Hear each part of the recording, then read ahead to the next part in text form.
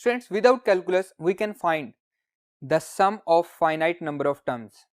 Then question is, what about the sum of infinite number of terms?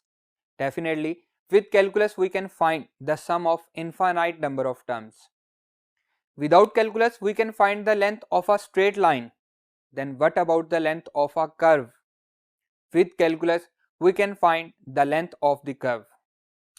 Without calculus, we can find the average rate of change. Then what about the instantaneous rate of change? With calculus, we can find the instantaneous rate of change. Without calculus, we can find the work done by a constant force. Then question is, what about the work done by variable force? With calculus, we can find the work done by a variable force. Without calculus, we can find the areas of regular shapes. Then what about the areas of irregular shapes? Definitely, calculus gives us the answer.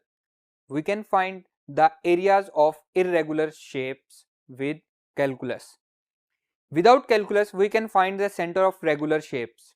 Then what about the center of irregular shapes? We can find the center of irregular shapes with the help of calculus.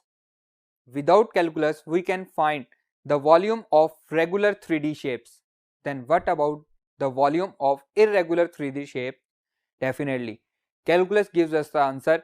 We can find the volume of irregular 3D shapes with the help of calculus. Without calculus, we can find the mass of a solid of a constant density. Then what about the mass of a solid of variable density? With calculus, we can find the mass of a solid of variable density. Students, calculus हमें इन तमाम questions के answer provide करता है. Clear? तो हम calculus को क्या समझते हैं, आइए देखते हैं.